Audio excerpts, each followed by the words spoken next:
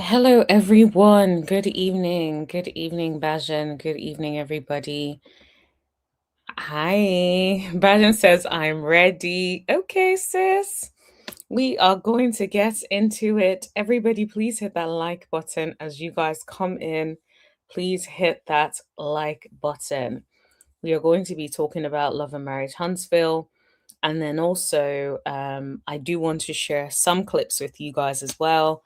We have lots to talk about, so hit that like button. Also, today we're also going to do I'll give you guys an opportunity to call in. So I'll give you a link for you guys to join in if you guys want to. But how we'll do it is I will give my commentary and then I will share a link in the comments section or the live chat so that you guys can click on the link and join in. So last Monday we had a live, or was it, yeah, was it Monday or Tuesday? Last week anyway, we had a live session where you guys were able to join the link and or someone was able to join the link and click in. So I think we should do more of that. So maybe Mondays we will do a live call-in session. So yeah, I will share a link soon, but today we're going to be talking about Love and Marriage Huntsville. So let us start with how many people watched the latest episode of Love and Marriage Huntsville, and what would you rate it on a scale of 1 to 10, 1 being horrible, 10 being amazing? What would you rate the latest episode of Love and Marriage Huntsville? I would say, to be honest, even the link I was using was like very difficult to really like see what was really going on personally. But I definitely think that I wouldn't rate it so highly. I think that it's definitely not one of their best it's definitely not one of their best episodes. I kept watching and I was thinking to myself, it got to a point I wasn't even looking at the screen anymore. I was just listening to what they were saying as I was walking and minding my business on the treadmill. So I definitely think like it wasn't given much. I think I will give it a 4. I think that I will give it a 4. I think the trailer where it seems like Destiny and Tisha get into it seemed a little bit more interesting than everything else. So we'll have to wait and see what happens with that. Let me see what y'all are saying. So Bajan says she'll give it a 5. Okay. 5 sounds all right. So I said 4, she says 5. Tommy is in the house, everybody. Tommy is my mod. Everybody say hi to Tommy. And Tommy says 5. Okay, so Tommy is giving it a 5. So it sounds like it's sort of around that average mark for a lot of people. Tommy says, I love the scene with Destiny and her parents.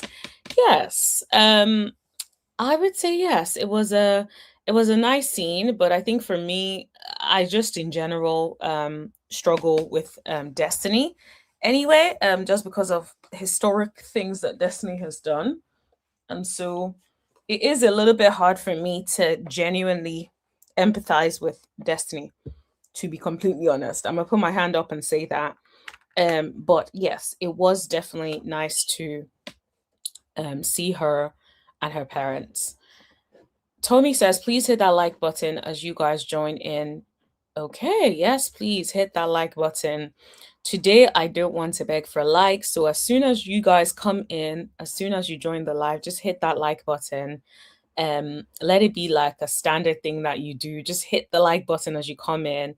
Because even now, we only have 4 likes, and there is over 18 of y'all in the live right now. I know it's still giving some people some time to join in, but when you guys hit that like button, it helps push the algorithm out, push us into the algorithm, and then it helps other people to find the video. And then we can actually have fun and speak to more people and hang out with you guys if you guys hit that like button. So smash it, please. Let's get that likes up to 18 likes. Please and thank you. All right. Tommy says you can't stand Destiny for real. Yeah, I really can. I think it's one of those things where I actually was one of those people who liked Destiny at first. I actually really liked Destiny at first. Now, one thing I will say is no matter how she behaves, I will always say she's a pretty girl. Absolutely. It's just when you go that low with certain things, I just struggle because I'm like, I can't really trust you. And so everything you give moving forward to me could be you acting, right? And so I just find it very difficult to trust, I guess, her motives, stuff like that. So that's why I stand with that. Bajan says, why couldn't Dusty have done this before? I can't stand her. Yeah, I think that it's very interesting that the Destiny or Destiny, I was about to call her Destiny, the Destiny that we have seen. Okay, that is so odd. Sorry, I just got another email sending me something that I thought I already had. And that distracted me, but it's fine. I have sorted it out now. Yeah. So the thing about Destiny is I've noticed I feel like Destiny went from being so completely non-transparent, very cagey, I don't want to talk about my business.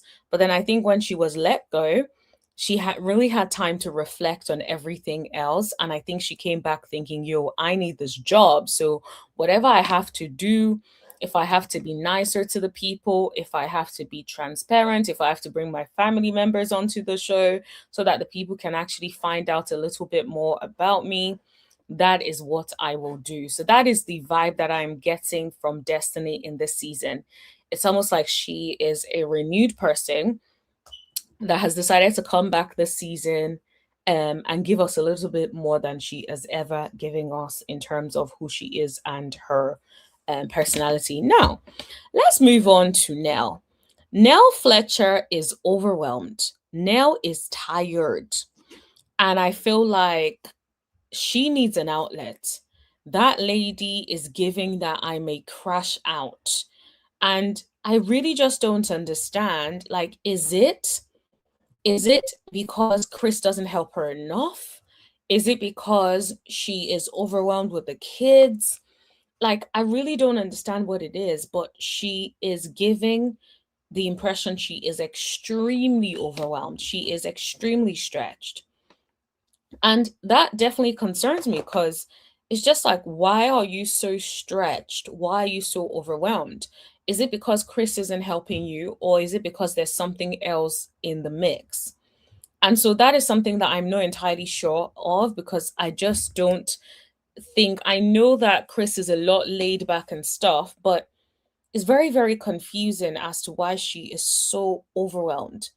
And sometimes the concern is it because she's genuinely having to deal with a lot of things, or is it because she doesn't have the tools to deal with a lot of things? Because sometimes when you don't have the tools to deal with stress, it could be the lowest, the slightest amount of stress, and you're about to lose your mind because that is not, you just feel so stressed. And it's like, but this is basic level of stress. Like, why should it really have such an impact on you? But that's why I don't know if it's because the she doesn't have the, I don't want to say sense, it's not sense, she doesn't have the capacity, or she doesn't have the tools. You know how sometimes when you go to therapy they give you tools. Oh, when this is happening to you, do this. When this, maybe try this, right? They give you some suggestions and tools to be able to cope and have certain conversations. With Nell, I don't know if it's that she doesn't have the tools, or if whatever is going on in her life is a whole lot and she's feeling overwhelmed and unsupported by the people around her. So it's one of those things. Bajan says no, neck Nell brought it on herself. She wanted to be on the pick me team, and look at how that worked out.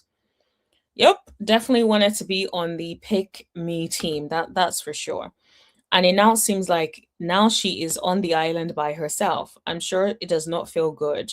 But I think even beyond that, I think privately in her family life, privately in her little bubble with Chris and them lot, I still feel like she still feels very overwhelmed.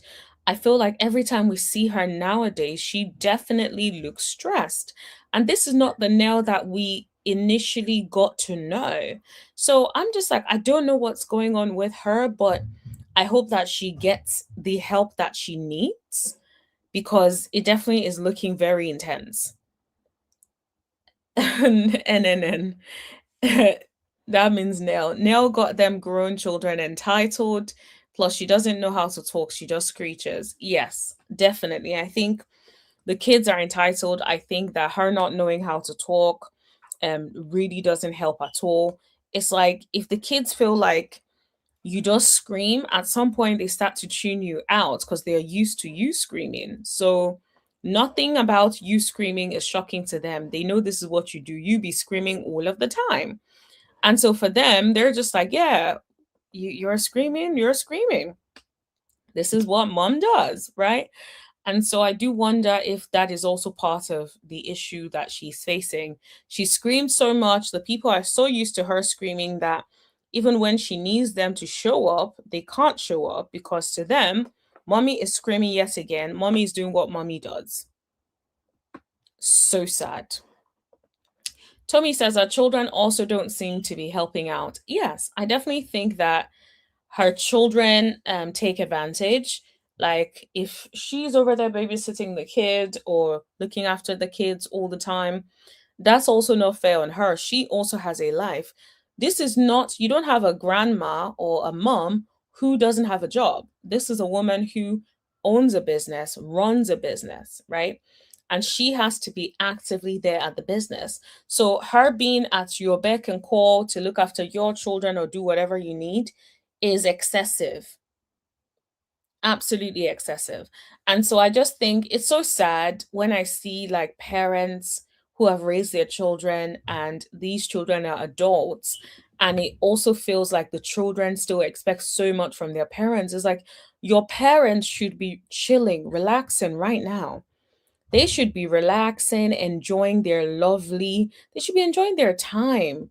Whatever time they have left on earth, they should be enjoying it, living their best lives, traveling, doing whatever it is they want to do, not doing whatever you want, right?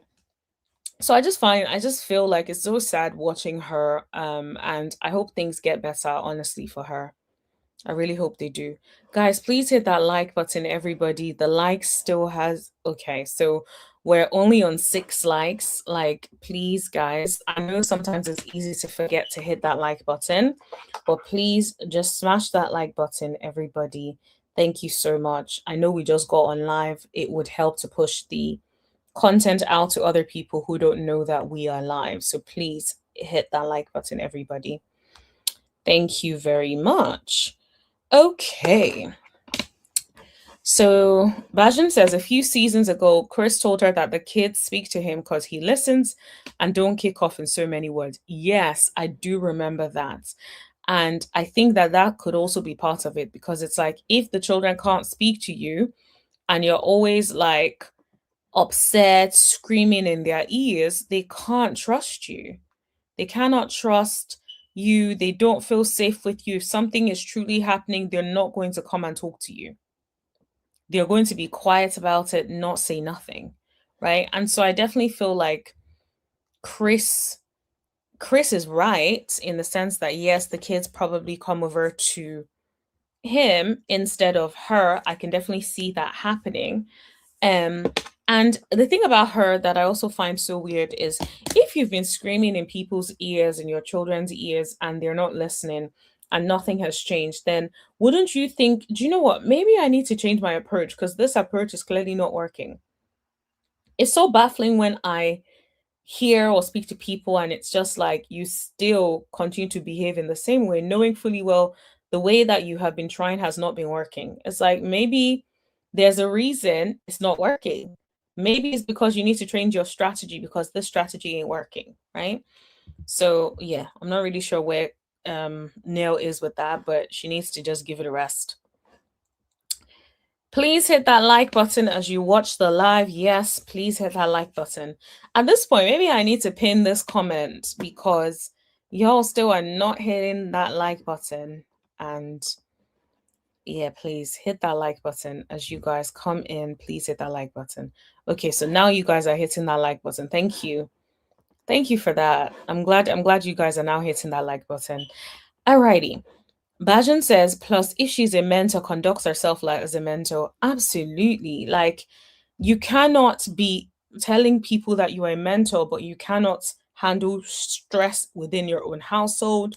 You cannot handle, certain situations like we've seen her handle with the kids, with the family. It's like, what mentorship are you providing? Maybe you need a mentor, right? And not to say like people who are mentors, their lives are perfect. Their lives are not perfect. But then it feels like every time we've seen Nell in recent times, she is overwhelmed. At some point, it's like something is going on. Something has to be going on because why are you so overwhelmed? What really is going on? So these are the questions that I personally, I'm asking myself. Like, what really is going on, Miss Nell? Is there more in the background that is happening between you guys that you are not telling us? Because I just don't understand. What is it about everything that you are saying is going on that is that stressful? Now, don't get me wrong. I understand that Chris has now lost his job. That is a huge stressor. But even before Chris' license got revoked, she was still stressed. She was still complaining about being very overwhelmed. So it is a little bit it's very, very hard to pinpoint.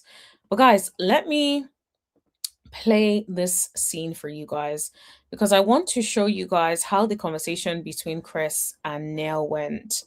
Um, and I want to like break it down a little bit more. Let me just share my screen. Too busy. Why does it always seem like when you need help, he too damn busy? That part I don't get. It's like, well, mom had. So it sounds like this is one of the things that Tommy said when she said the children don't seem to be helping. So it's almost like when she needs help, everybody's there for her, and but when she's there for everybody, but the moment she needs help, nobody's there to help her. And I think that is so, so sad. It just doesn't make any sense. Hey, Miss Linda. Happy Monday. I hope you're doing well. Thanks for joining in. Dad.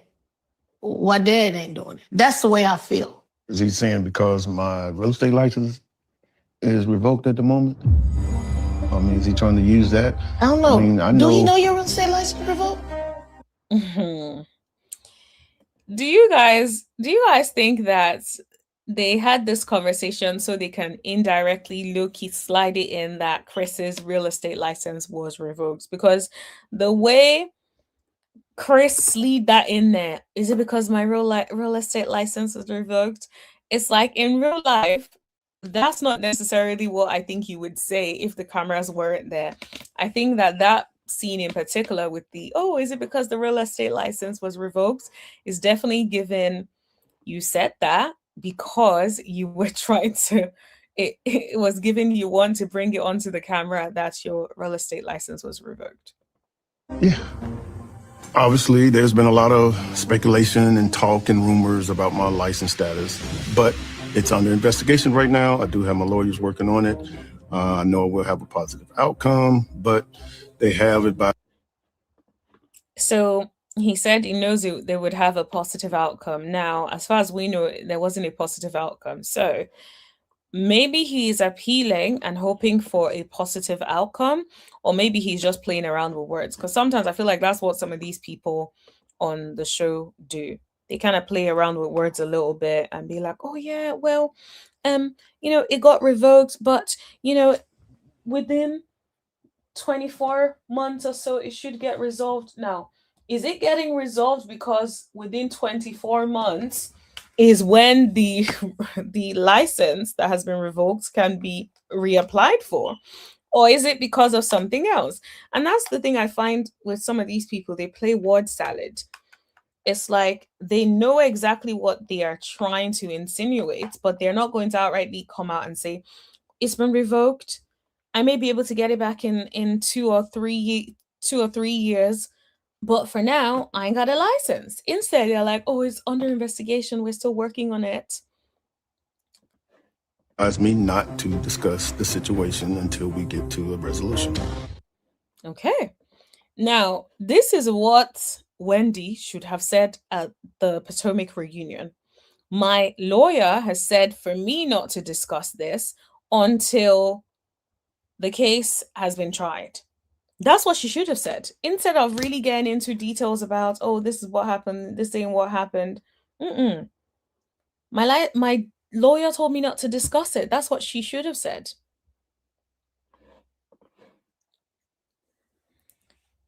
Linda says, Miss Linda Gamble says, now, Chris, that is not what I heard. It's alleged that you got in some trouble about Martell living in the house, allegedly. Oh my gosh.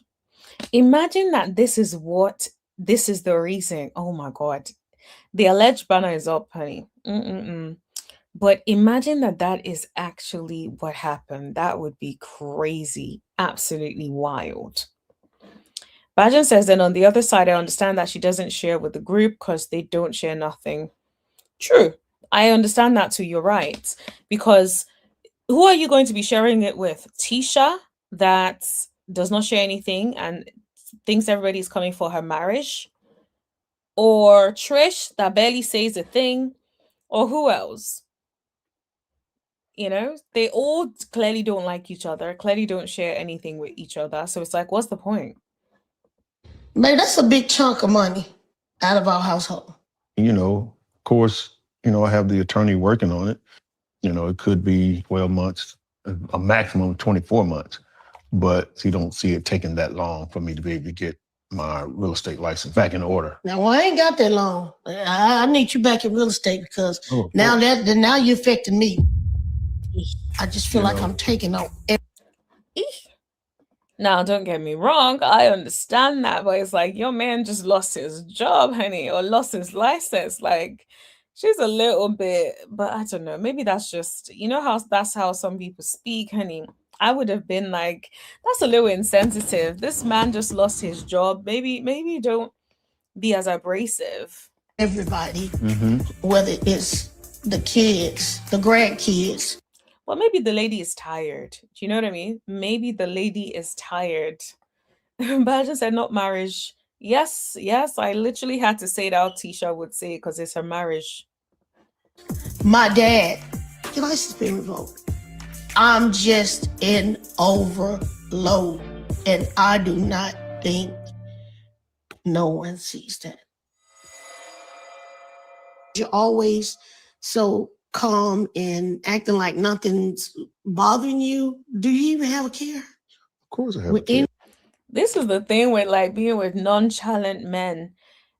The whole world could be burning down and they would be so lackadaisical, so calm, casual. They will be acting so unbothered and you would be feeling like, am I in this by myself?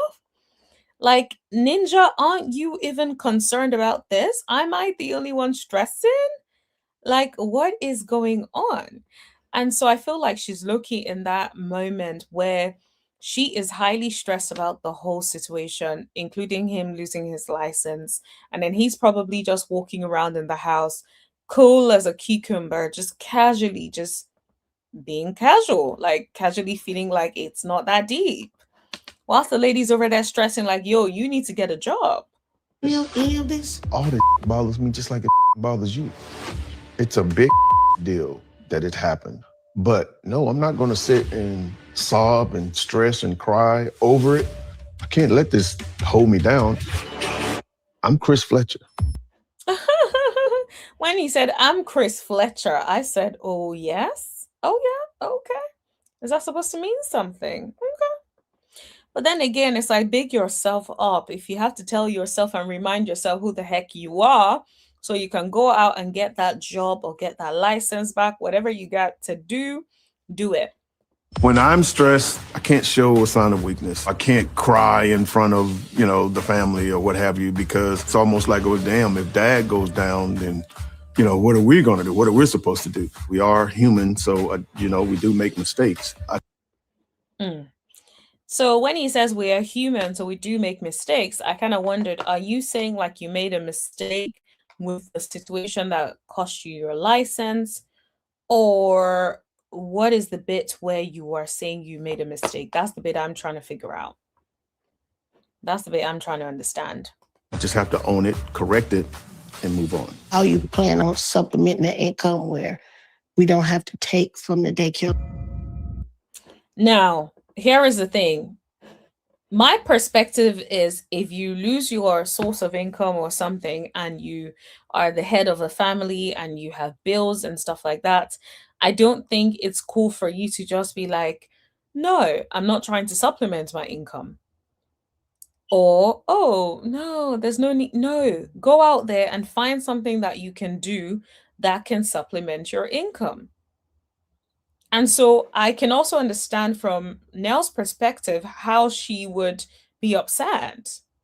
You know what I mean? It's like, why aren't you taking it seriously enough? There's not a plan for that. He said, there is not a plan for that. Look at Nell's face. Nell is stressed out. And Nell does not want to be paying no bills from her daycare whilst you sit down and do absolutely nothing. Look at her face. That lady is fed up. That lady is annoyed. She's like, I didn't do nothing. Some money's going to have to come from the daycare until...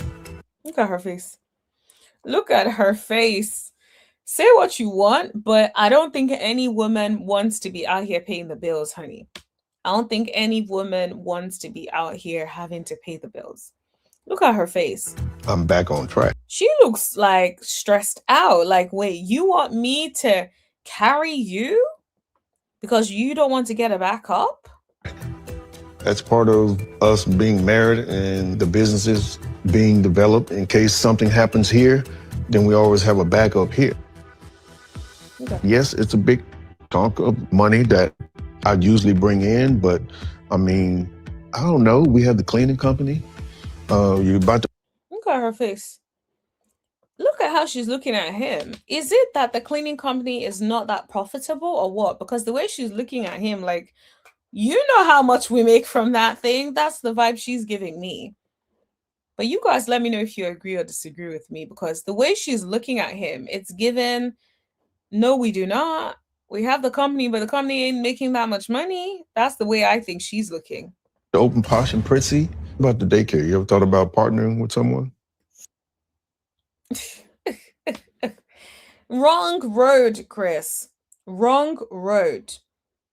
Now is not the time for you to be asking her if she wants to partner with someone when she's trying to figure out why you can't get a job. I think the more, I don't know if Chris is doing it intentionally, but I feel like the more Chris said those things, you could tell that she was getting so annoyed. You can definitely tell that she was getting so annoyed and aggravated with each word that man was saying. Linda says Nell can get into trouble using the daycare funds for personal bills, and the state of Alabama frowns upon that. The state of Alabama frowns upon that. Yes, she really needs to be careful, because it always gives that Alabama, they don't play about a lot of things. And she really does not want, she really best be careful, because if Chris has lost his license, she better be careful to not lose her daycare if she's doing stuff like that. Linda says Chris needs to get a job. Oh, and does. He really does need to get a job. And I think it's diabolical that he sat in front of that lady and said he has no plans to supplement his income. That is so wild. It's like, guy, there is a huge income, like he said, that has now been lost. So, of course, do something. It may not fully supplement it, but your wife is talking about being stressed. So she needs you to do something, get a job, do something. I don't know, consulting for people trying to get into real estate. I don't know, do something. I mean, you're my partner in life, but it's just like with your brokerage. I have no ownership in your brokerage. Right, that's different. What makes it different? You don't possess a real estate license either. but you don't have all the accolades and certifications that I have. You can't just have an ownership of a brokerage if you're not a real estate. Okay, it doesn't matter. You do not have all the experience. I'm not even sure that is completely true, but maybe it is. That I have as a daycare owner. I started out in daycare at the age of 19. You were nowhere to be thought of for as a daycare. Ooh, now I feel like Nell is a little spicy to this man. I'm not gonna lie, but I do agree that he needs to get a job. And the fact that he's sitting in front of her talking about he's not trying to supplement the income, I think it all went left from there. I think Nell saw red at that point. She's like, "You mean I'm going to have to be carrying you and taking care of you, a grown man?" And I think it all went downhill from there. I could run the damn daycare with my mother eyes closed. You and everybody in Huntsville know that. Okay. Nobody's disputing. So what is so hard to say for me to say now? You can definitely tell she wants something for herself. She doesn't want it to now be daycare owned by Nell and Chris. She wants it to be, no, Nell owns a daycare. Okay? About my business, okay, we have the daycare. Even though I'm the sole owner, you're the sole owner of Welcome Home Realty. And we have the cleaning company together. And we have properties together. We have other homes together. I don't talk about that. I don't talk about nothing. I've never really talked about daycare. Yeah.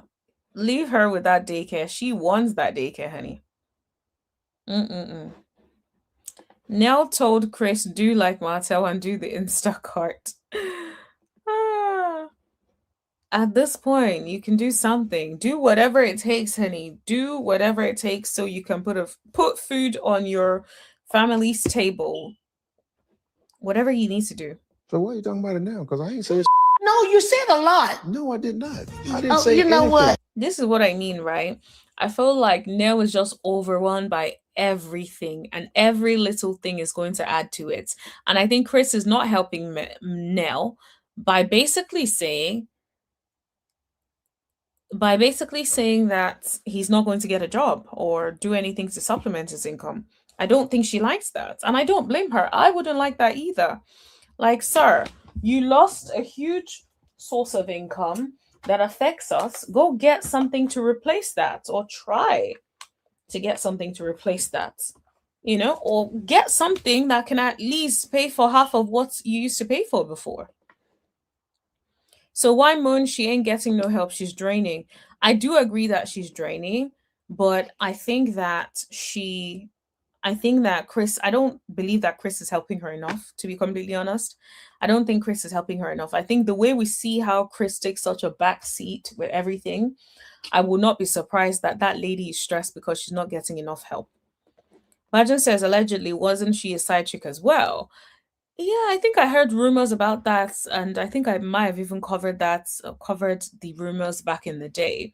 But I think she said that they weren't true or something like that, if I'm not mistaken.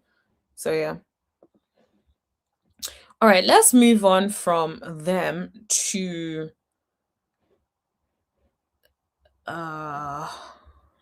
what did I want to talk about? I wanted to talk about the whole Destiny, and I wanted to talk about Kimmi, but also Destiny and Tisha, because it looks like things go left between them, and go left like in a huge way. Let me see if I can get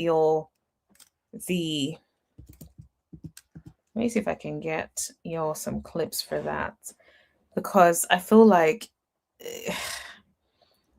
when I think back to the scene between them, I'm just like, Tisha, you're a problem.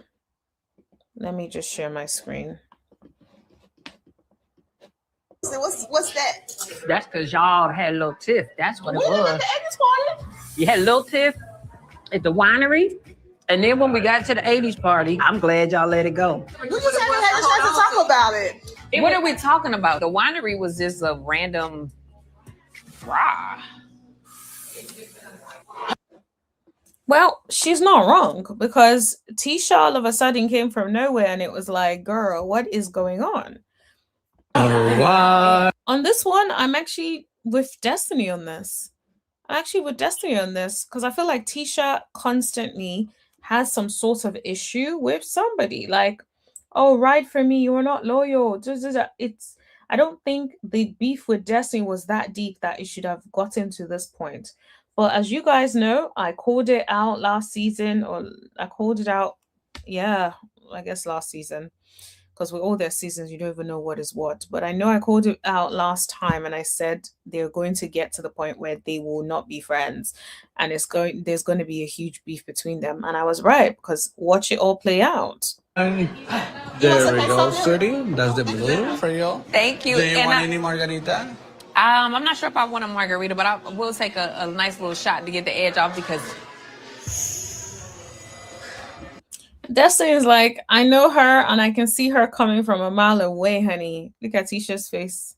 Tisha looks pressed, honey. Tisha is upset. Oh my gosh. We're going to leave that energy at the bottom of the shot. I hope so with all of us. I don't think she would have had that moment at the winery if... And here we go, Kimmi trying to defend. Kimmi, when you feel like you don't have to defend Tisha, do you call Tisha out about the way in which she shows up? I will wait. The answer is no, you do not.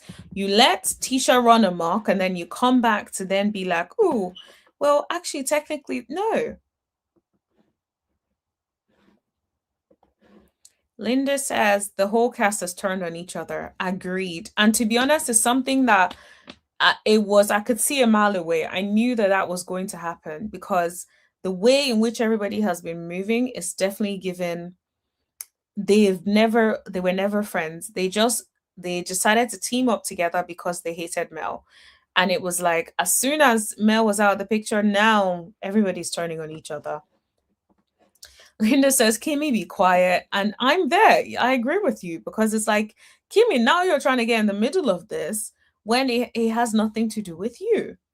What happened in the car had been resolved. That's all I'm trying to say. Nothing happened in the car, did it? Like I had a conversation with Nell about just coming in and having fun. Does she feel like she owes me an apology? I don't know. Yes, and I said already that she's taking conversation. accountability and she's trying to be in a good place and have a good time. And you said the same thing, but then you like, well, she needs to say that in my face. Which one is it? Eesh. You know what? I'm done with talking about her. Okay. Well, she said she was done talking about her, and then Destiny got out and went to Nell's car to see what's the problem. You know what? I think we should pull over, and I'm gonna go check on them. What you mean pull over? No. Yes? No. Okay. The answer's no. Okay, perfect. I felt like you was defending Nell. What? And I'm in like, what way? you can't be like in the middle, but also take a side. You're gonna have to like either stay in the middle or pick a side. But what did I defend? I need a concrete. Destiny's like, I'm gonna need you to give me an example. Name it. Destiny is like, tell me when, where, what did I do? Okay, where? Bajam says, listen out for the marriage. Still can't see marriage. Kimmi harsh, Mr. Potato, because Mr. Potato Head don't want you. Statement that supports the fact that I support her being verbatim what you bougie, said, 'cause that's Destiny. not I'm true. not gonna remember word for word what you said. Well, then if you But summarize it. I don't like when people do that, right? Like, it's like, oh, you can't remember word for word. Nobody's saying remember word for word what was said. But if it upset you so much, if you at least summarize what it is that was said, that would suffice. But usually when you can't give an example, it's because you truly don't believe what the heck you are saying. if you're gonna hold me to the fire, then you need to remember what I said. No, baby, I don't have to remember what you said. Well, how you gonna hold me to a fire if Because I know something how you you can't made even me remember? feel. Oh my gosh. Tisha, everything is about your feelings. Oh, I don't like how you made me feel. I don't like this. You didn't make me feel this. I felt this. I felt like I couldn't trust you. I felt. Like, honey, your feelings are not facts. And it's like everything cannot be about your feelings. There has to be something else outside of your feelings. Everything cannot be about your feelings. Everything cannot be about your feelings. Goodness me. That's the thing. It's like, Everything cannot be about your feelings. Simple. You know what I mean? Like, oh, it's just like she reminds me of like a kid. Like she reminds me of a kid who does not know their right from left, who always feels like someone is always coming after them or someone is not choosing them or like, girl, chill, relax. Relax. Like seriously, relax. That's how I feel. I think that Tisha has so many feelings. Oh, Destiny, you better clock it. She has so many feelings. So many. And it's like you're not the only one with feelings. Your feelings does not mean that that is the truth, madam. Rasputia Jr. got selective memory. Absolutely. She only has the memory to be able to carry the bones. Like when she decided to tell Trish that Ken was in the DMs. Tisha May is acting like a 3-year-old child. Grow up. Agreed. And the thing is, she's always acted like a child for a long time. And I think for a long time, a lot of people would normally just give her a pass. But I think nowadays, the people are just like, nah, enough is enough. And people are dragging her by her hair. Like nobody really wants to hear it. Oh, nobody wants to hear it anymore, Tisha. We're tired. And I have learned that I just can't keep apologizing for people's feelings, especially Tisha's, because she got a lot of feelings about a lot of people. As a friend, you have to. Ain't that a word? She has a lot of feelings about a lot of people. It's like, how many feelings am I going to have to be apologizing for? Anybody got time for that? Like, what kind of stress is that? And children, if you tell them not to do something, they listen. I know, which is like, oh, yeah, Tisha is insufferable. Too clingy. Yep, definitely. Like, it just feels like if you're my friend, you can never tell me I'm wrong. You have to ride and do anything that I say. You have to completely defend me against every and everybody. Like, no, I don't have to do that. Be like, okay, I can receive how I made you feel. Did I not do that on the winery trip? So why are we talking about something that I've already acknowledged and said, if that made you feel that way, that wasn't my intent? Exactly. And that is the thing, right? She already acknowledged it. She owned it then. Let it go. Why are you still pressed about it? Bajan is got Bajan, you're Bajan, you are trying to get us in trouble, honey. That is so funny. Well, to be fair, I will be sharing the link, so I guess the night is still young. Oh, that is funny. Because obviously it didn't go anywhere there because we have this bad energy right now. I have some nachos and drinks, and I didn't have no energy. Okay. You feel like you have it now? A little bit. I feel like this is not going to go anywhere because I feel like once we're done here, you're going to go back and be like, oh, they gave up 4 minutes. So I feel like. Oh my gosh. Yeah, Tisha. And look at Kimmi. I don't need to run to nobody and say nobody. I feel like that's what you're gonna do. But I don't need to go back and say that. I'm a grown woman. I can put my big girl panties up and have a conversation with y'all like I've always done. Okay, you better remind them, Destiny. Remind the people remind Tisha and Kimmi that you can hold your own. Because I don't know, I think Tisha has you confused because I guess you've been too nice to Tisha over the last couple of months or years of you guys being friends. She doesn't think you still get it. Okay. They both have this imaginary issue and they're trying to like make it land and make me feel a way about something that they can't even tell me or give me an example of. Give me something that I can actually maybe take and say, okay, I can own that. Or like, get out my face, that's stupid, whatever. But I can't even get that besides your energy. Like, well, at the end of the day, I don't remember exactly what Destiny said. However, I do remember that I didn't like the way she was handling the situation. I felt like she was taking a side, and I felt like he was taking Nell's side. Oh, I'm tired. Bashan says, I beg Rasputia Senior came for me. I'll go head to head with her.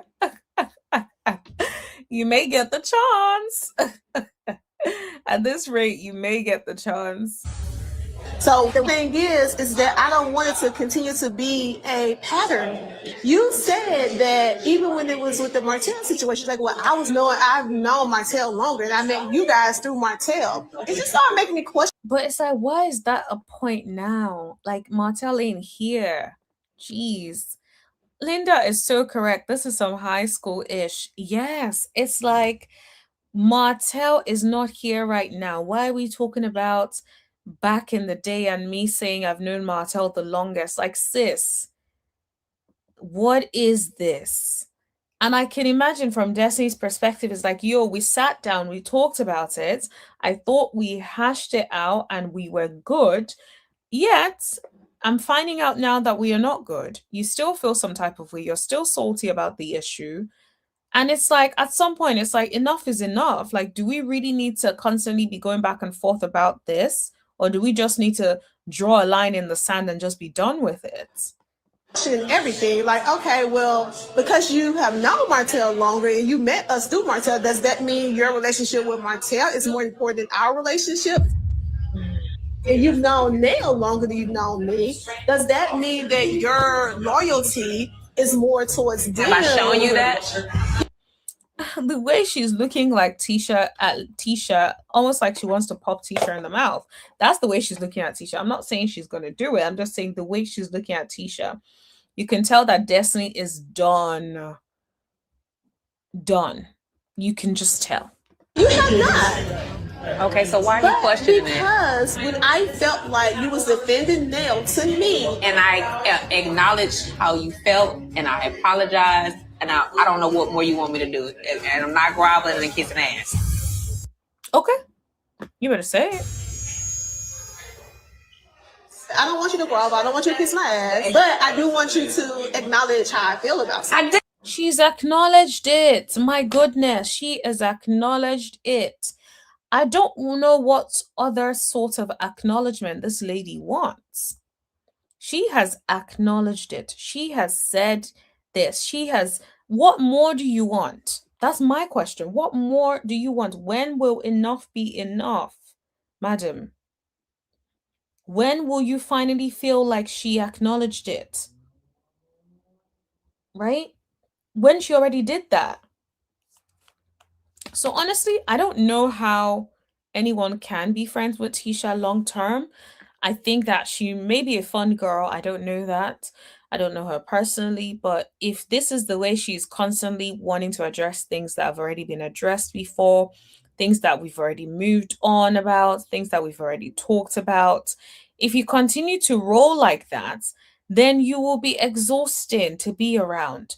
Nobody wants to be around someone who you always have to constantly bring back things you guys have talked about. You guys should have moved on from certain beef. Instead, you haven't moved on from it. You had a conversation, yet nothing was resolved. Nobody wants to live like that, right? And so it's just petty, childish-ish that I don't expect to be what the whole season is going to be about. How many more times do I need to do But that? now you're trying to just dismiss my feelings. Because we've talked about it before and yet you are bringing it back up again. That is why your feelings are being dismissed this second. Because this is not the first time we are having this conversation, my lady. I am give me an example. Y'all don't remember. Y'all gaining up. Y'all doing this. Y'all doing that. Boy, that Tisha. Tisha for them streets. I be trying to tell y'all. Hey, what are we doing? There's no way that's productive. Tisha, you said you wanted me to acknowledge your feelings, right? Yes. Have I done that? I haven't acknowledged your feelings. So I didn't apologize. Why are you getting there? Why are you going there? Because I'm talking too. I was speaking. I asked you. Eesh. Look at Kimmi just staying there. You can't even try to, I don't know, calm the people down, be like, okay, guys, I think it's getting a little bit out of hand. Let's all bring it back in. She's like, nah, she's just over there just sitting, looking, watching. question. Okay, if you're talking over me, then that means you're not listening to what I'm saying. I asked you a question. I'm not answering any more I questions. feel like I'm being gaslit right now. Oh my God. I asked you a question. Jesus and you didn't Christ. answer. Ganged up on gas. Yes. What else, girl? You gonna be the victim too? Girl, Tisha, this season, you're definitely moving like you're definitely moving like a mean girl. And it's not fun, it's not cute. I don't know if you're trying to be the villain this season or your true colors are showing. Whatever the case may be, this is just, you're doing too much, sis. This ain't it. This is not it. Hey, Alf Dallas. Welcome. Thanks for joining in. But yeah, it's just like, yeah, nah, Tisha, this ain't it, sis. This ain't it. Now, I want to show you guys that Carlos King. Should I show you all the extended trailer first? Let me show you all the extended trailer first, and I'll show you all the Carlos King thing. Okay, so watch. This season on Love and Marriage Huntsville. Tisha tell Trish supposedly somebody came to her and I was in their DMs. She told Trish that? Look at Marceau's face. Marceau looked shocked.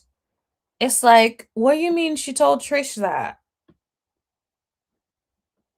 What do you mean that she just told Trish that? If there's anybody that shouldn't carry bones, it's us.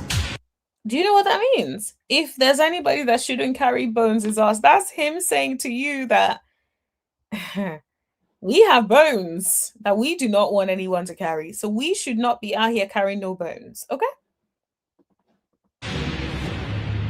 It was Trish. So Trish. Oh, goddamn. Oh, hell no. See, hard eyes, my picture that I post. It was heart, licky tongue. I spent the block on someone. Oh, Trish.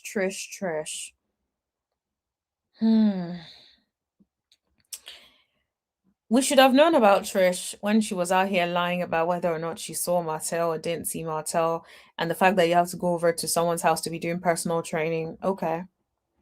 Martell? Let's not protect your best friend here. Whoa. Now, all of a sudden, that my license revoked. Now you're trying to make a big deal out of it. No, I'm making a big deal out of your lack of disclosure. I thought that we were going to go into business together. Am I supposed to get on a bullhorn and alert everybody that my license revoked? No, just me. Who the you? Eesh. Okay. Who the F is you? Linda says, Tisha just told her herself the mask was falling off. Absolutely. You can just tell. Alf Dallas says, I don't understand how Destiny sat there and let Tisha pop off on her like that, when in the past season she would have gone left if others, Tommy or Mel, tried to speak to her about a topic. No, you're right. Absolutely right. I feel like since she got the opportunity to come back on the show, she has been trying to be on her best behavior. I honestly think that she has been trying to be on her best behavior. And so I think this is... Now it's like, okay, she is going to lose it soon. And low-key, I'm here for it, because it's like, we've seen the nice Destiny. And to me, I'm like, girl, please, I understand you want to be nice, but stop letting this lady play in your face. So I'm glad she's finally deciding to stand up for herself, because she has been letting Tisha play in her face for way too long. And that's not, if that's your friend, that's not how your friend should be talking to you. Either way. So enough is enough. And yeah, I'm definitely with Destiny on that. Bajan says, thank you, Marceau. Yep. Linda says, thank you, Marceau. Real talk, I need you to tell your brother. That needs to get finished. It's a small project. I'd like for you to pick up and get out your soft hands era. Ooh. When I tell you all that hit Marceau, Maurice, he tried to remove his glasses. Motivate me, Reese. I guarantee. Soft hands era. Oh my gosh. Soft hands era. You're gonna be motivated. A lawsuit. Your little slimy ass. Marceau. Horrible friend. What you said to me was that, oh, you don't defend me in rooms that I'm not in. The only person that don't defend you is your husband. Ooh! The only person that does not defend you is your husband. Clock it. Clock it. Are you all Team Destiny or Team Tisha? Let me put a poll up because I need to see what the people are saying, honey. The only person that does not defend you is your husband. Okay? 1 second, guys.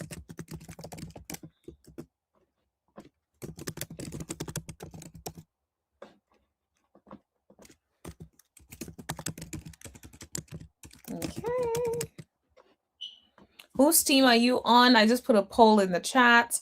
Please participate in the poll. Let me see what the people are saying. And let me see what your comments are saying. Yes, Chris. Yes.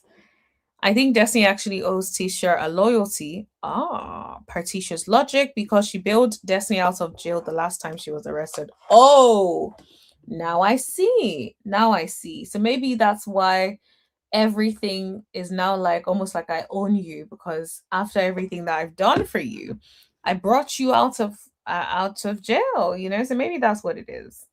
Ooh, that makes sense. Alf says, neither let the snakes eat each other. Ooh, I should have definitely put neither as an option. Linda says, let the snakes eat each other. Absolutely. That's what it's given. Like, let them do their own thing and let everybody. Interesting. Oh my God! Wait a minute! So then Tisha says, you crossed the MFing line. You crossed the line. Your husband. No, you. Ooh, did she say your husband did that for you? Oh my gosh, this is the Destiny that we know. I guess the Destiny that we know is back. I just want to tell them you're wrong. If they not talk about me behind my back. You want me to? I feel like she's even trying, because I'm not about to let a friend scream in my face like that. It's like, I don't care if I've known you forever. You are not about to scream in my face, okay?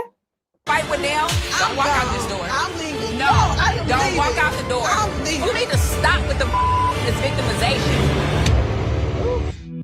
You need to stop with the BS and the victimization, okay?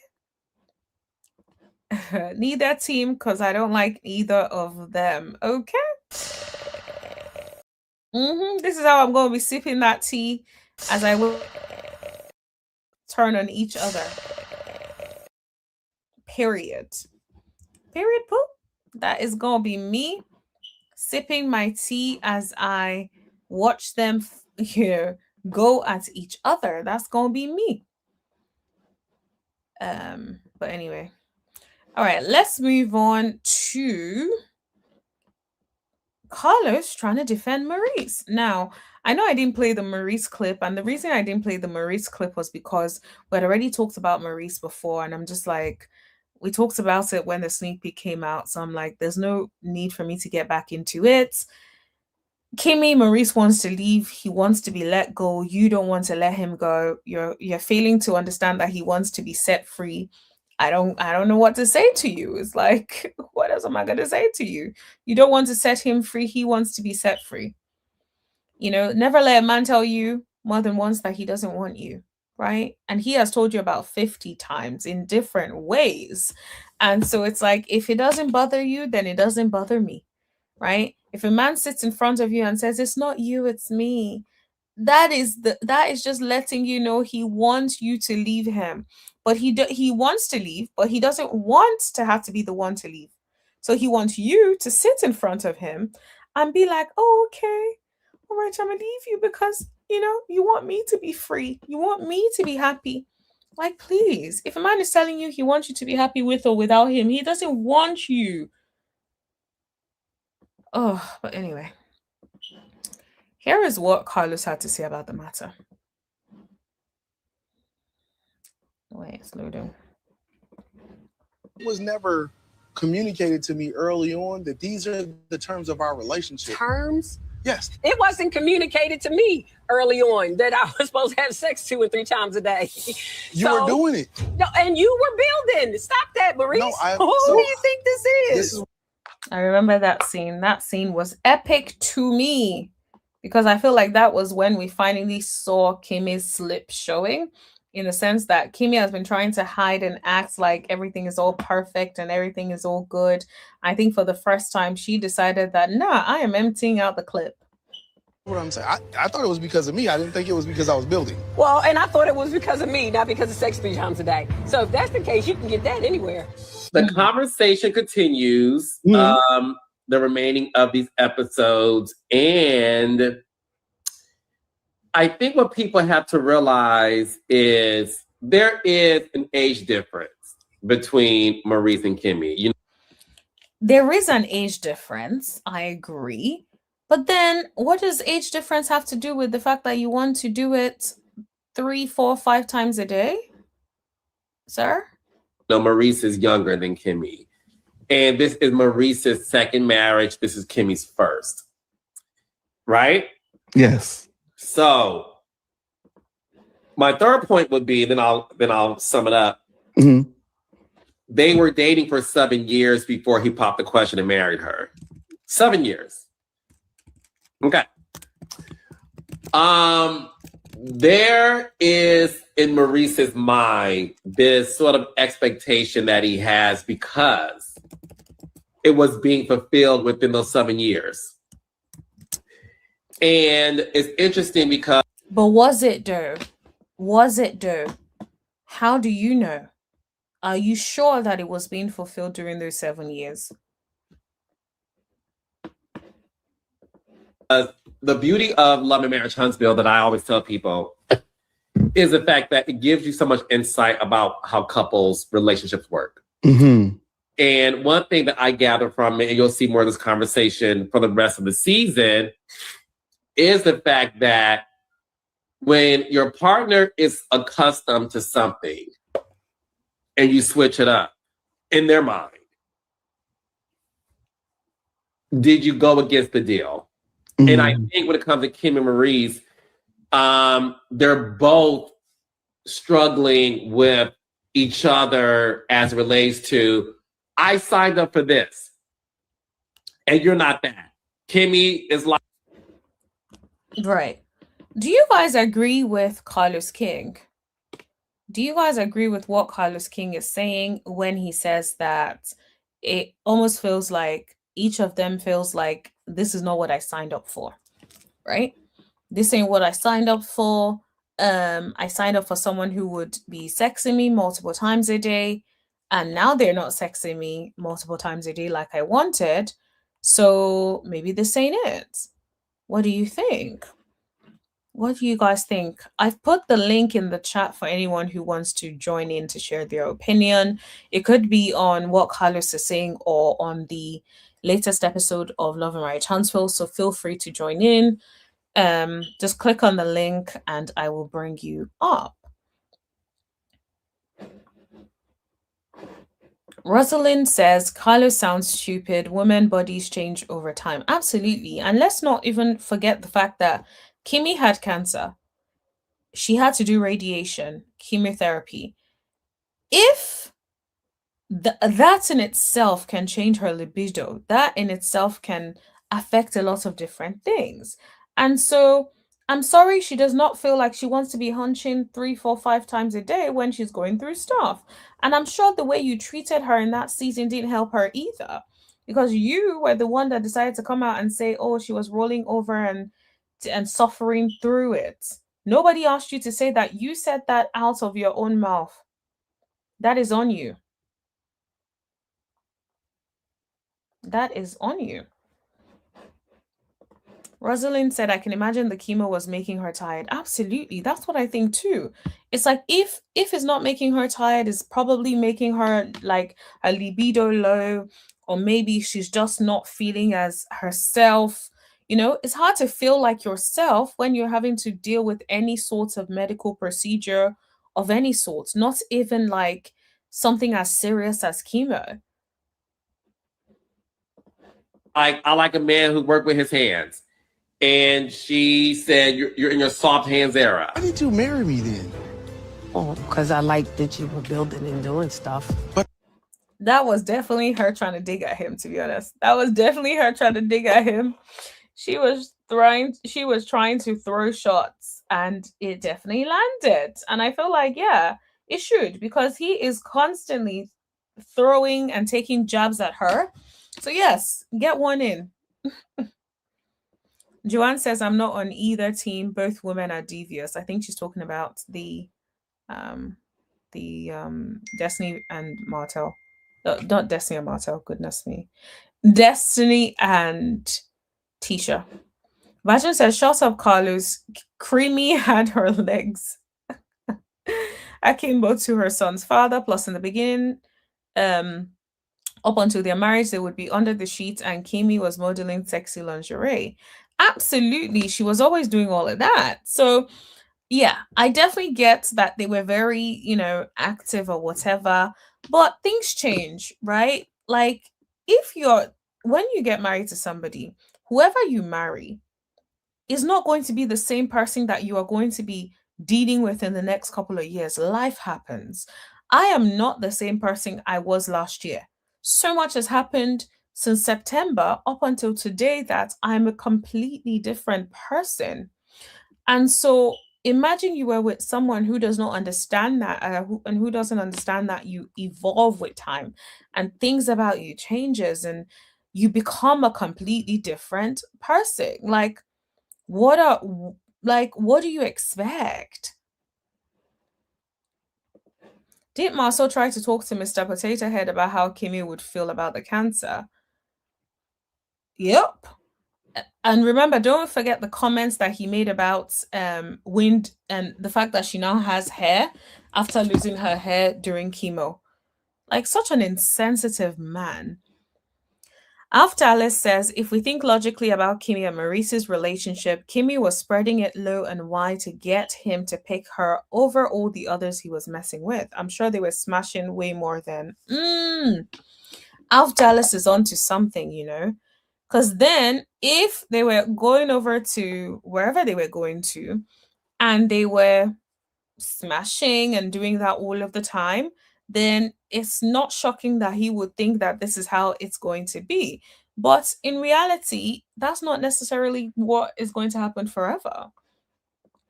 Kimmi is now 15 years plus older, as well as Maurice, and she has evolved. Absolutely. You are completely right about that.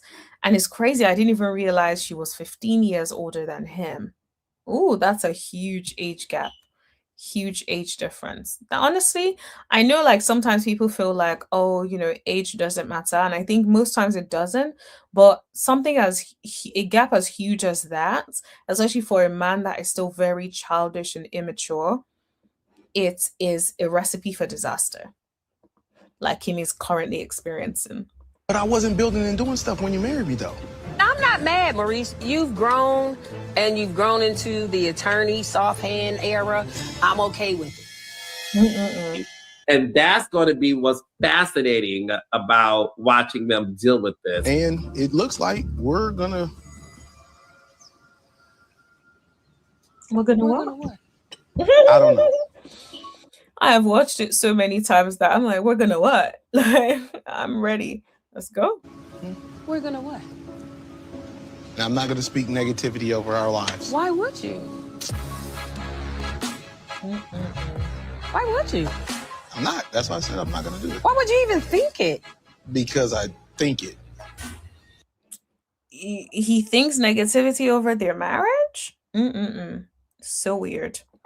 No, Kimmi is either 8 or 9 years older than Maurice. My statement above was a calculation of how long they've been together. Oh, right. Okay, right. Including the time they dated and they had married. I think they were dating for 7 years and then they've been married for 7 years, maybe 8 years now. So yes, that is a long time. And yeah, so that means y'all have probably been doing it for like 10 years back to back to back. And now the lady is tired. Like, why don't you want something else? Like, I don't know, connection, something else that ain't just sex. Guys, please hit that like button. For those who have just come in, we've done Love and Marriage Huntsville episode, so feel free to rewind this back so you can watch that. But at the moment, we are talking about what Carlos had to say about the Kimmi and Maurice of it all.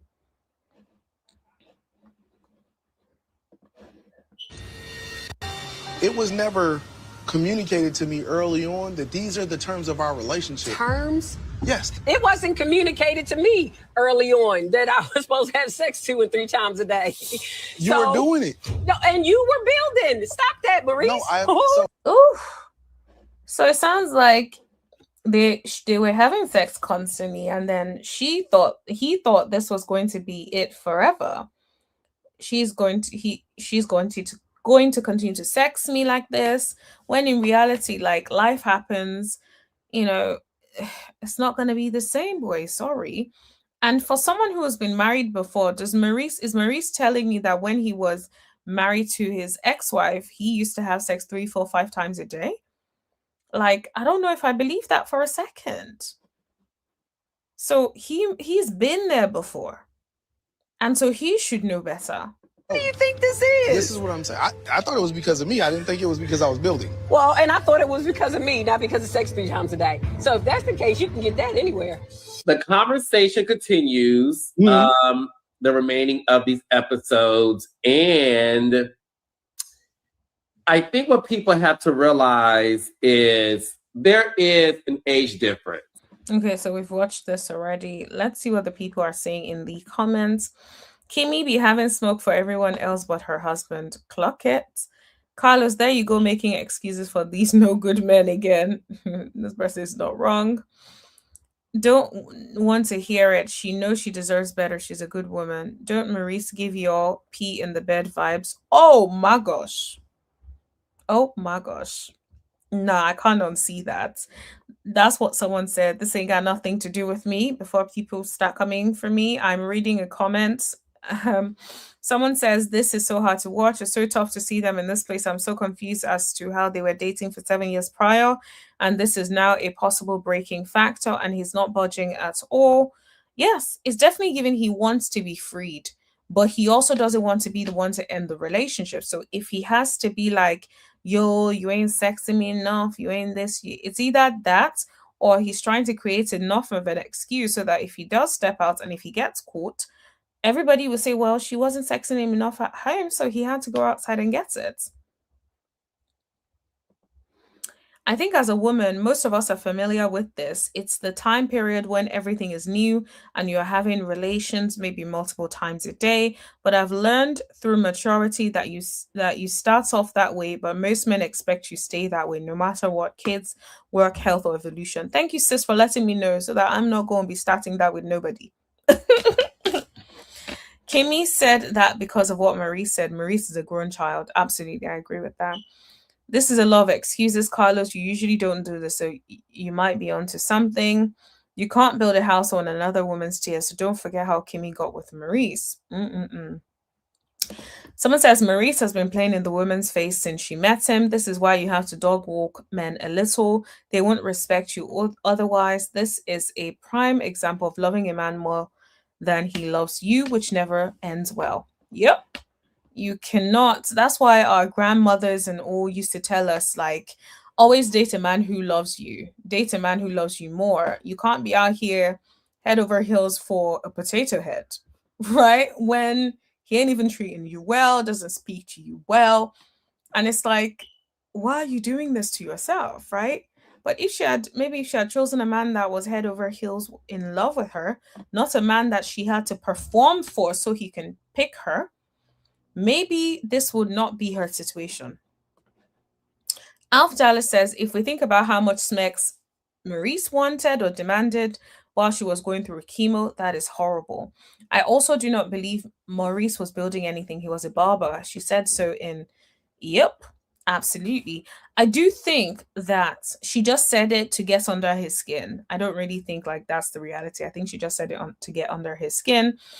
I do think that if the way he was also still doing about sex and talking about how rolling over and suffering through it, maybe that's even the reason why she does not feel comfortable having sex with him. Who knows? Because sometimes, right, if you are in a position where you feel like you have been, I don't want to say the word because I don't want nobody coming to come and try and sue me for stuff, but when you say someone suffers through something, if truly she was suffering through it, then her recollection of the experience will not be great. So it is not unusual that she's probably not out here trying to sex you as much as she used to, because she remembers when she was, in your words, rolling over and suffering through it. Maybe that's the case. Maybe that's why she no longer seems to want to roll over and handle it, right? Maybe that's what it is. And so, yeah, I don't know. Badger says, I just Googled and it says Mr. Potato Head was born in 1961 and Kimmi had a birthday not too long ago and she's now 37. There is no way she is 37. Sorry. Don't get me wrong, she is beautiful, but there is no way she's 37. So something has gone wrong with that. Something has gone desperately wrong. I'm going to read this, even though it's not me that is being tagged in it. But if Kimmi is 37, I am 21. Ain't that a word? But no, that is so funny. Okay, so let me see what y'all think about this whole Carlos thing and what Carlos is saying. Do you guys agree with Carlos?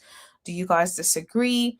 Let me see. Whilst you guys say that in the chat, let me have a look at the votes. So I asked you guys whose team you are on. 100%, not even one person chose Tisha, y'all. Not one person chose Tisha. That is wild to me. Everybody said Team Destiny. And I know some of y'all said in the chat that you are Team Nobody, you are Team Let the Snakes Eat Each Other, and that's fair enough. But then the people that voted, 100% said they were Team Destiny. Not one Tisha stan said and was defending Tisha on this one. So Tisha, girl, you're wrong, because none of the people are even out here trying to defend you, ride for you in any way about it. The people are just like, we are going to leave her to do whatever she wants and own it. But we're Team Destiny on this one.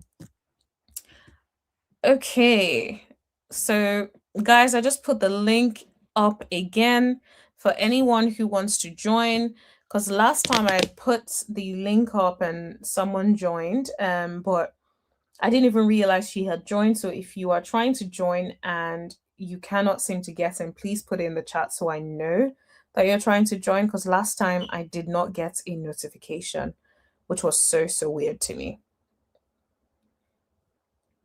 Absolutely weird to me. Okay, so guys, please put it in the chat. Please click on the link in the chat, rather, if you guys want to come up. I'm going to give it maybe about a minute to see if anyone comes up. If not, we are going to call it a night. Let me see. Was there anything else that has been happening in the social media streets that is worth talking about? Whilst you guys do that, I will look to see.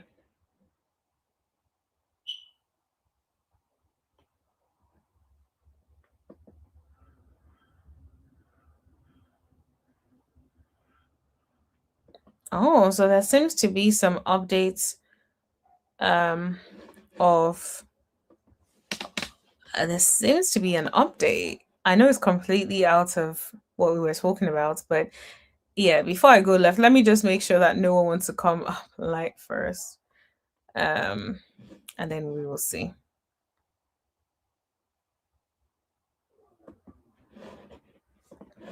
Rosalind says, how is she in her 30s and Maurice is in her 40s? I thought she was older than him. Yes, I think she's definitely older than him. I just think that whatever date of birth that is online is probably not correct for whatever reason. So yeah, because even Carlos said there is an age difference. So yeah, I definitely think she's definitely older than him. It's just something has gone wrong with what is being posted online about her age. But yeah, I'm still gonna give you guys a minute for those who want to come in, if anybody wants to come in. Also, guys, as you're listening, please hit that like button. And y'all, I think it was it like 2 weeks ago or so, I went to a cafe with my friend. We were like just having lunch and then working from the cafe. And imagine I'm sitting in front of this friend of mine, and she was like, "Oh, so what do you have to do for the day?" Blah blah blah. I start talking about how I have some like YouTube videos to record and stuff. And then she was like, "Oh, wait, you have YouTube?" I was like, "Yeah, I have a YouTube channel." And then she was like, "Wait, what do you do on YouTube?" I'm like, "Oh, I do like commentary on like reality TV shows and celebrity news, stuff like that." She's like, "Wait, are you reviews and recaps?" I said, "Girl, what?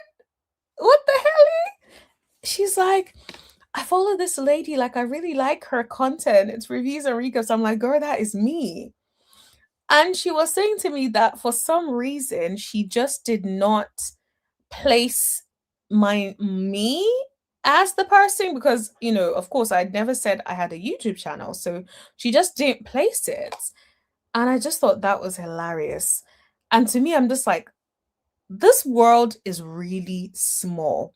You could be minding your business and then you find out somebody in your circle knows you, knows someone you work with, knows someone you've dated in the past, which is why it's so important to like treat people well, be kind, because you don't know who knows who, right? And you might think you're treating someone terribly today that deserves it, and then tomorrow you run into somebody who is friends with that person who could have given you an opportunity, right? Like, that is so weird. Absolutely so weird. Alpha says, that is so cool for your friend to be following your YouTube channel without knowing it was you. I know, right? I was like, oh my goodness. Initially, when I first started YouTube, I was just like, so before I used to have like a different YouTube channel where I would do like fashion and makeup and all that stuff. But then I just kind of got tired of it. And so I wanted to do like a YouTube where I don't necessarily have to show my face if I don't want to.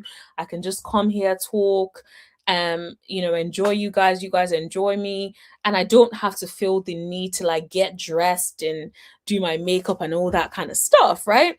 But to then sit down in front of my friend who was talking to me about how much she loves the content, she loves this YouTuber reviews and recaps and blah blah blah, I was like, girl, I was in shock. I honestly wish it was one of those moments that I wish that I knew was going to happen, so I could have set the camera and recorded it, and then that could have been my big review of like who I am on reviews and recaps, But yeah, it was hilarious to me, and I was just like, girl, you just think like, for me, I'm like, wow, I'm so grateful for the 11,000 subscribers, but I don't process how one person out of the 11,000 could literally be my friend, that we be going out, we be talking all the time. And because I've never told her about it, of course, she's not going to think I'm the person on YouTube doing commentary, right? But yeah, hilarious. It was definitely a very, very, like, it was a surreal moment for me where I was like, wow, like, you're not as small as you think the channel is. If like, you're finding people, or people are finding you without even knowing it's you. But I just said, you famous girl. Yay. Wait until I get to 100K, by God's grace, honey. 100K, maybe 100K, I'll do a face reveal or something. I'm not sure, but we'll see. We'll see. To be honest, like, I've had instances in the past where, from my previous YouTube channel, my boss actually called me into the office. This was years ago, and she was like, I found your YouTube channel. And she was like, I'm going to have to choose between my career or my YouTube channel at the time. And this was a YouTube channel that I would show my face and do makeup and do fashion stuff and travel stuff. So she was like, you're going to have to choose between your YouTube channel or this job. And I think that was a moment where I was just like, oh, wow, like, I really have to choose. So I kind of had to pause that YouTube channel for a long time just because of that.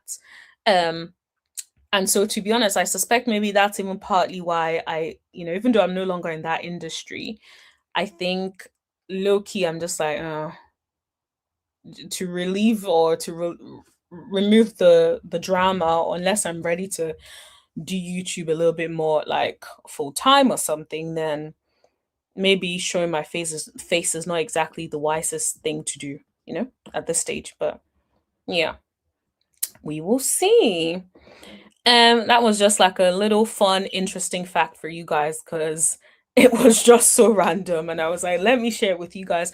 I haven't said to her, funny enough, she said to me, like, when I'm sharing this with you guys, and I guess I'm wrong because I didn't tell her. So it was like, when I want to share this with you guys, I should let her know so she can like come up. So sorry, girl, I completely forgot. I'm just remembering that you said I should let you know when I'm live or when I want to talk about this incident, so you can be in the comments or in the live chat talking about it as well. So, but yeah, maybe one of these days when I'm live and she comes up, I will highlight her in the chat for you guys. Rosalind said, how is she in her 30s and Maurice in his 40s? Oh yeah, I think I read that. Bajan says 46, Marceau is 46. Google. So if Marceau is 40, oh, I think you mean Marceau or Maurice. If it's Maurice you mean, and Maurice is 46, then I suspect she is probably like 58 or something. Because I feel like if it's not a significant age difference, I don't think people would really be talking about it that much, right? Because I feel like in a lot of conversations, it always comes up that Kimmi is older than her rather. Than Kimmi is older than him rather. Oh my god, where's my mind? No, what you did in your spare time after work was up to you. As long as your work wasn't affected, she was jealous. Yes, honestly, I had a crazy ass boss at the time. She stressed me out so much. Like there was a point where I actually quit and took a pay cut to go to a different firm because she was just a problem. I was getting paid so well. I was in central London. And I decided that this ain't gonna be it because she was trying to stress me out. She just wanted me to she was like, you can't be doing this. And also imagine our clients are seeing you on YouTube doing makeup. Nobody's gonna take you seriously. Like she really came in for me. And even after that conversation, she would ask me, are you still posting on YouTube or have you stopped? Like she was on my neck about it. And so, of course, when I did eventually then start another channel, which is this, I just thought, to be honest, comfort and all of that, let me just, keep, let me just use an avatar instead. Alf Dallas says, that sounds about right when it comes to Kimmi's real age, which is why it's wild to me how she allows Tisha to age shame Miss Nell because she's either the same age or a year or two younger than Miss Nell. I think is one of those people where, because it doesn't directly affect her, she's just like, I must say nothing so no one remembers that we are in the same age bracket. I think that's what it is. I think because she kind of passes off as being young sometimes, I think that because of that, she just feels like, I'm not going to say nothing. I'm going to stay out of it and no one is going to remember that I'm older. But it's like, girl, you should be in there checking Tisha. But I also think part of it is she doesn't want Wanda to step in. She doesn't want any drama with Wanda about Tisha. I think she also doesn't want it to be the family against her because she is not riding for Tisha. So I think it's all of that. So now she just stays quiet and lets Tisha do whatever Tisha wants to do. Bajan says, Marceau is 46, yo, not potato head. Google says he's born in 1961. He's older than Marceau. Oh, he's older than Marceau. Oh my goodness. Oh yes, he's the older brother. Oh, I see. So yeah, I definitely don't see if it's that long or whatnot. Abdallah says, your former manager sounds like a hater. Did you confirm with HR if there was a conflict with having an active social media platform and then your position? So basically, she was the boss. She owned the law firm. She was also it's almost like she owned it all. And so we didn't have an actual HR person on site. But what I found out was when one of the girls got laid off, all of a sudden a HR person came. And I'm like, which HR person? When she was telling me, oh, I'm like, which HR person? We don't have an HR person.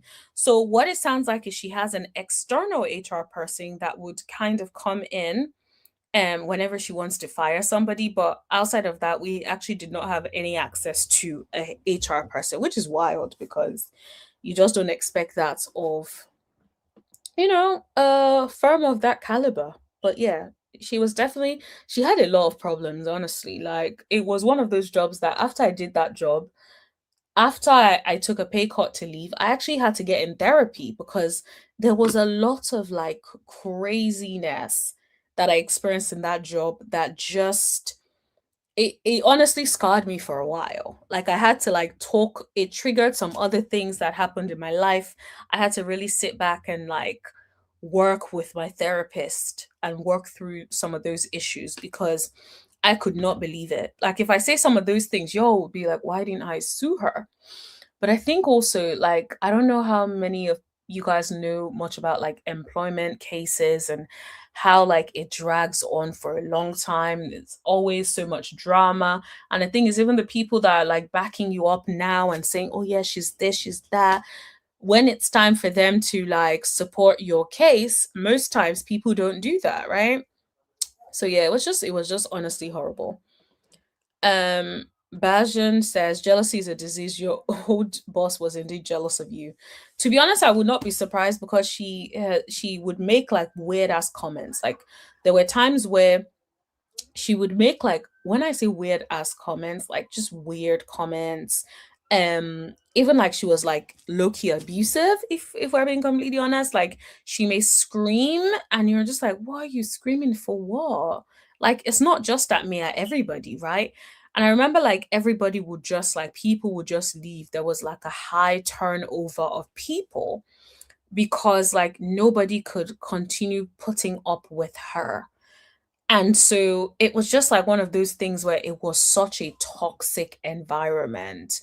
Like, for a long time, myself and some of the girls that had left and men that had left will link up and like trade stories because it was that bad.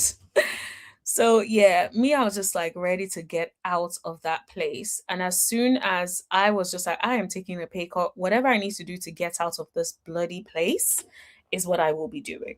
And I did. Best decision ever, to be honest.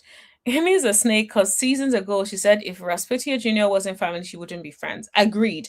I definitely think she was given a huge talking to after she said that. I think they probably pulled her to the side and said, yo, if you ever go against Tisha, now I don't know if this happened for real, but it's definitely given that they definitely had some talking to her as a family, we band together no matter what. Because I think since then we have seen Kimmi phased into the background. We've seen her fade away into the background whilst backing up anything Tisha says. Avdallah says sounds like a lot of micromanaging. Yes, it was like a lot of micromanaging. Plus, Loki, I think she had some issues, honestly. I think that maybe she was just deeply unhappy in her life and she would come in like some days just so angry. And you'd be like, what has happened to this lady? Like, this is a good morning. Like, everything is fine. Even like things like when she is doing certain things at work, like let's say, for instance, we're working on something we need to send to a client, she will read the thing so many times, like 20 million times, amend it constantly until it's back to what it was the first time she ever even amended it. And you're like, yo, I've spent hours working with you on this. You've amended the heck out of it only for you to go back to the original doc. It's like, what are we doing? So I think like there was a lot of like her not being confident, her being insecure about losing her firm, her feeling like, oh, the clients may not be satisfied. And I think all of that became like a stressor for her. And I don't think she really had an outlet. And instead, she would then throw that energy and be rude and be mean to like her staff. So yeah. Al says, yes, employment cases take a long time to settle. Absolutely. I have a family member who has been dealing with an employment case for a long time, and she's still where she has been working. They still continue to bully her at work whilst the employment case is still at the tribunal, and is being delayed.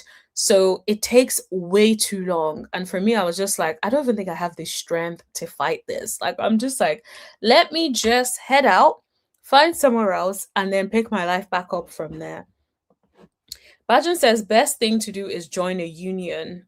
Yes, yes, yes, yes. I think my family member is part of a union, and to be honest, even for her union, she didn't really find them very helpful. She said that she kind of felt like they were eventually at some point on the side of the employers instead of so she had to actually get her lawyers to get involved, because the union, it felt like the union was being very biased towards this huge organization. Arjun says, don't blame you for your sanity. I would have given the bitch a run for her money. Can't stand bullies. Honestly, I think, to be honest, I feel like if at this stage and at this stage that I'm at, I think that if things had happened now, I feel like I would have handled it a lot differently. I think at the time I was very young. It was like my first job in the industry. And I was sort of like, I was one of those ones. I think I was brought up in a way of like, work hard, don't really like push back, and like you don't necessarily need to push back on your boss because they're your boss.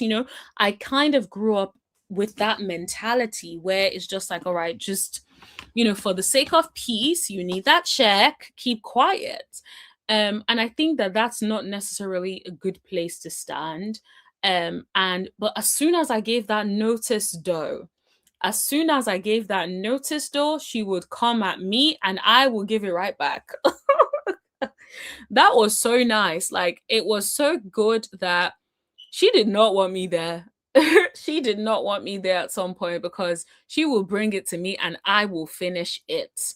But that was as soon as I gave my notice, because I knew that I'm done regardless. I'd already, I think at the time I had already like spoken to my family about like, oh, this is what's happening. I may have to quit my job. Normally, like, African parents are not usually on the, on the side of quit your job, quit your job for what? Because they did what? Please. Right? But my mother was like, please, this is about your health. So if you feel like this is what you need, then do that. And so I was like, you ain't have to tell me twice. As soon as I got that go ahead, then remember, I was like a lot younger. So as soon as I got that go ahead, then I knew there wasn't going to be drama at home because I quit. I just gave my notice. Even at the time, I didn't even have anything lined up. Although I'd done an interview, and luckily I got called back that same day after giving my notice saying I got the job. And I was just like, wonderful.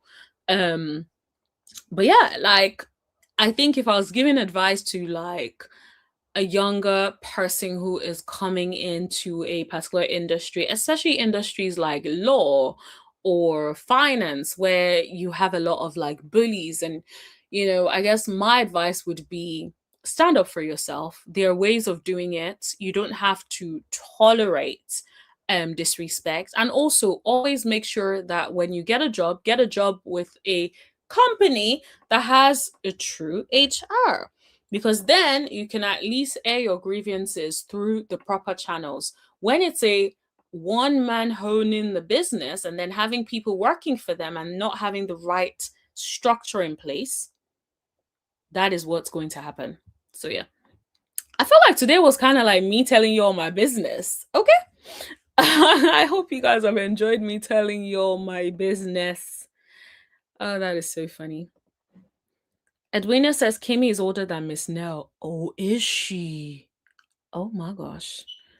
Is she?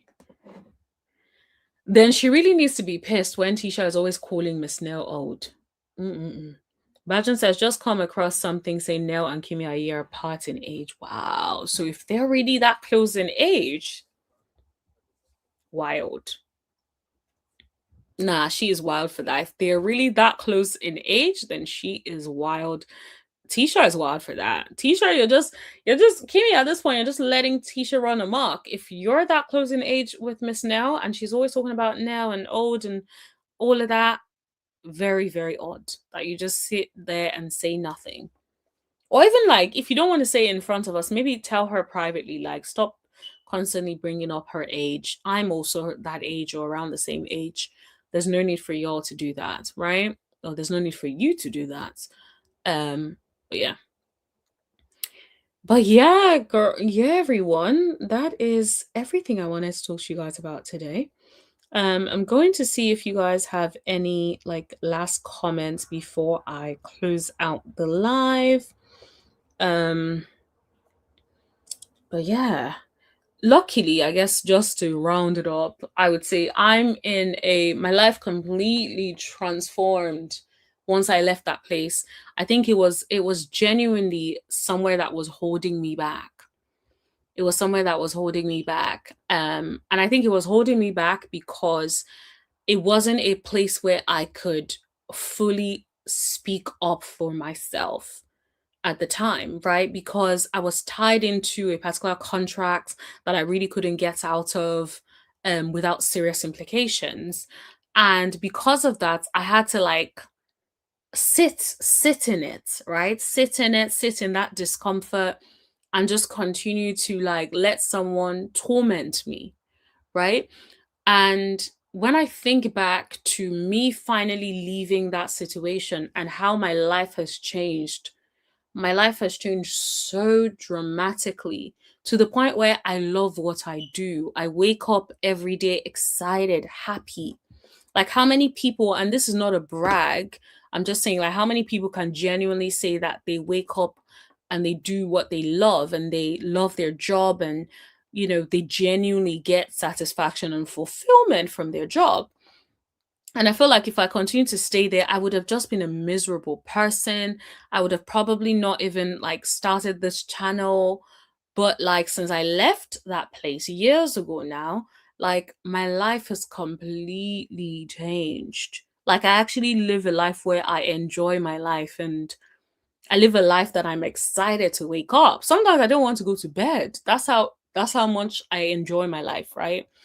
And so I guess my advice to anyone listening is if you are in a toxic situation, it could be relationships, it could be work, don't stay there. Don't stay there forever. Plan your exit. There are some instances where you may not be able to leave straight away, but plan your exit. Do whatever you need to do. If you need to find a second job on the side so you can gather money enough for your bills whilst you leave the job, whatever you need to do, your sanity matters.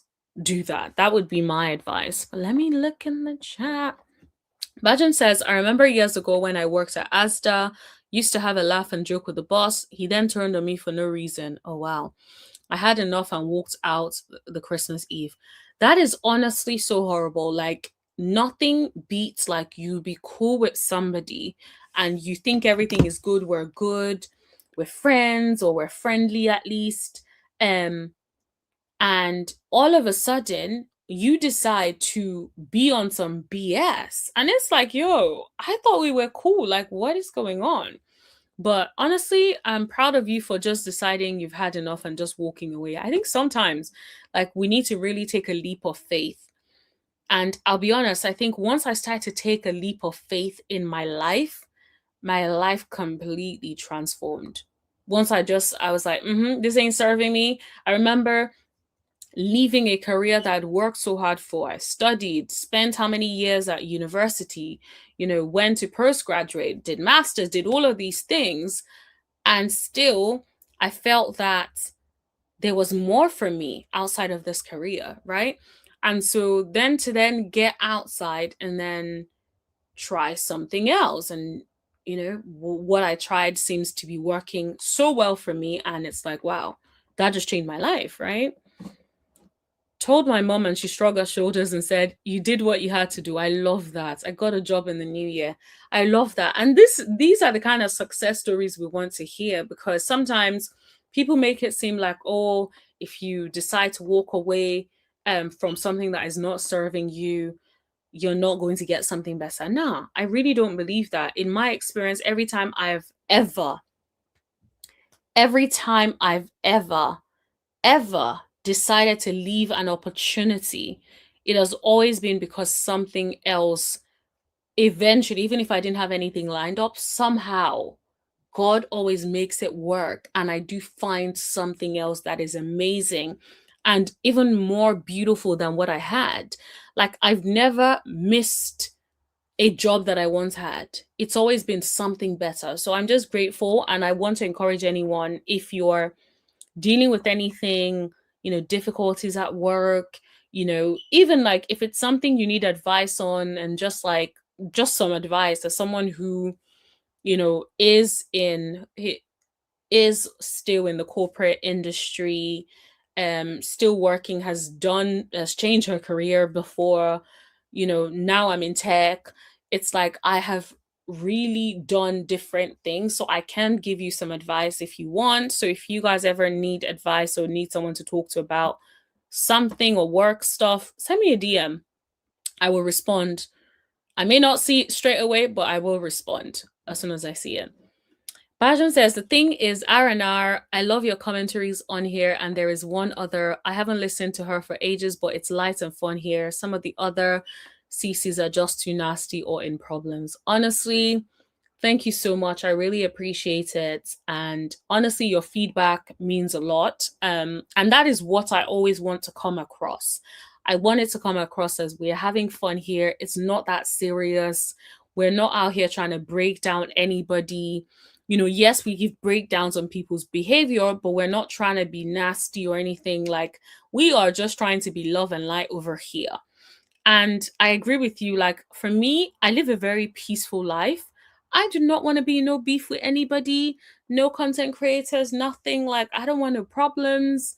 So I just that's part of why I feel like I stay in my lane a lot, and don't really mix with a lot of content creators, because I do not want no drama, no beef. I want to keep it as love and light, truly, because that's I want it to be a community where we can all come on.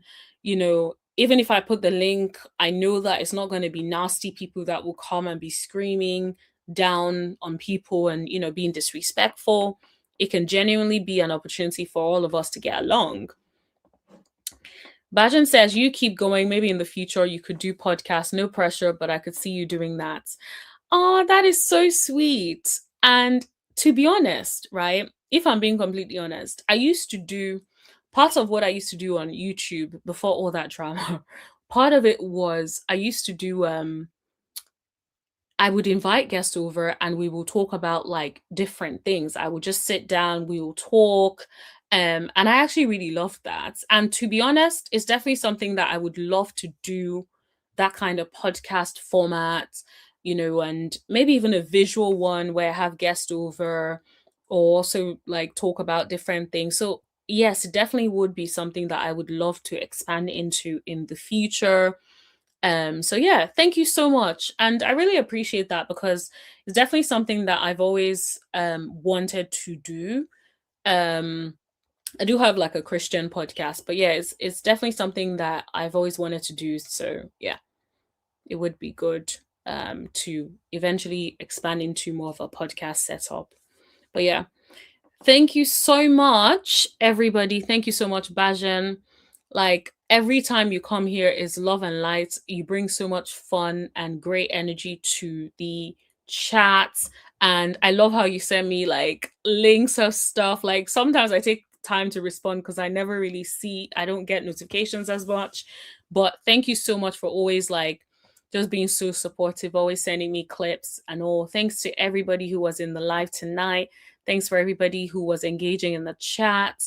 Edwina, thank you so much for joining in. Alf Dallas, is always so good to see you. Thank you so much.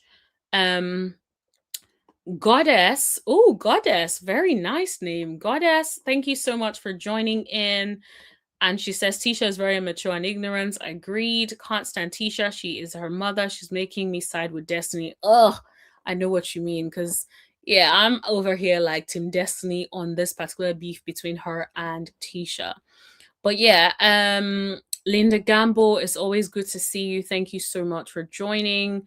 Did I miss anybody? Tommy, of course, my mod. Oh, go figure. Thank you, sis. Thank you so much. But yeah, thank you so much, everybody. Thank you for your support. Replay gang, please hit that like button if you haven't already. Hit that subscribe button if you have not subscribed already. And turn on your notifications so you know every single time that I post or go live. And have a wonderful night, everybody. Good night, Bajan. Love you. Love you all. Thank you so much. Have a wonderful night, everybody. Good night. Bye.